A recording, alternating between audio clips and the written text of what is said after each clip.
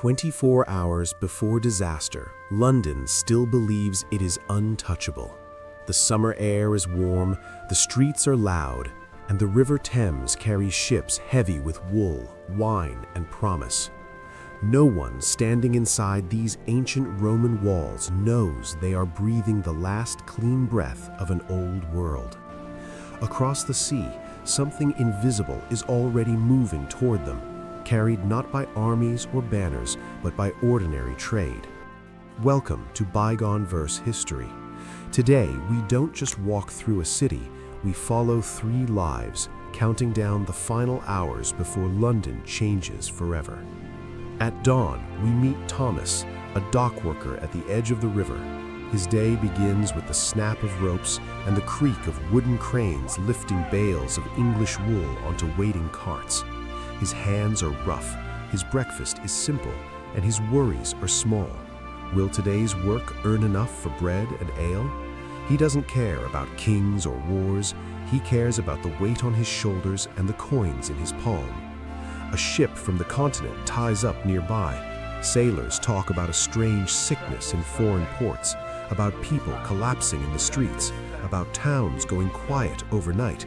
Thomas laughs it off. Sailors always exaggerate. The river keeps flowing. So does life. By mid-morning, the city shifts into full motion. We leave the docks and enter the heart of London, where Margaret, a merchant's wife, moves through narrow streets lined with timber houses that lean so close together they almost touch. Her world smells of spices, warm bread, and polished wood.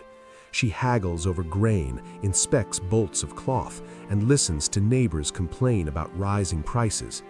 War with France means higher taxes, and higher taxes mean shorter tempers. A chicken costs more than it did last year. Margaret worries about her household accounts, not about rumors drifting in from across the sea. Danger feels like something that happens far away to other people. 6 hours before disaster, the city's poorest corners tell a different story. Beyond the bridge, in the shadow of taverns and workshops, we meet Brother Elias, a young monk working at a small hospital. He washes his hands in the same basin he used for the last patient. He doesn't know that water can carry death. He believes sickness comes from bad air, from sin, from God's will.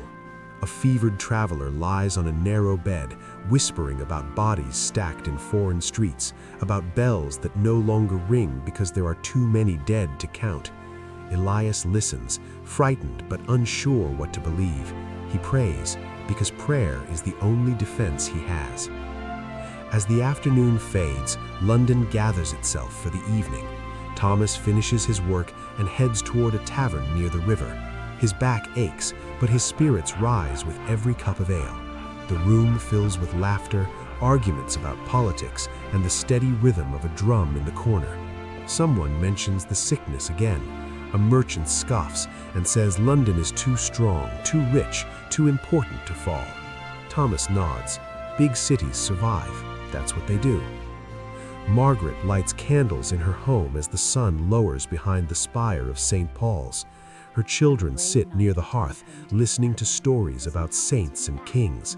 She closes the shutters against the night air and feels safe behind thick wooden doors.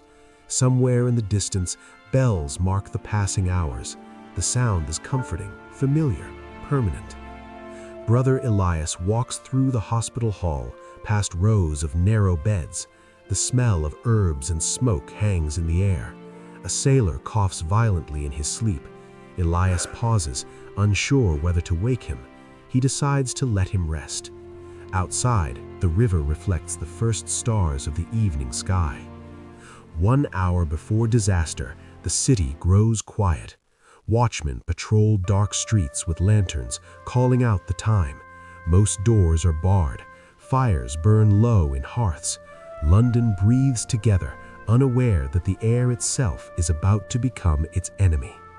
Down by the river, a ship drifts silently with the tide. No banners, no alarms, no warnings.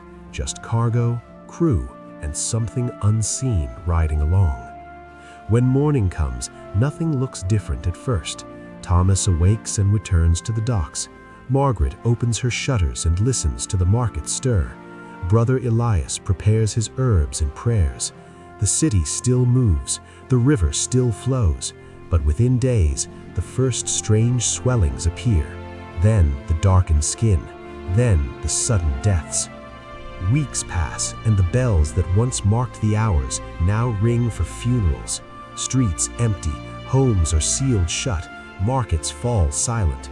Thomas's tavern closes, Margaret's neighbors disappear.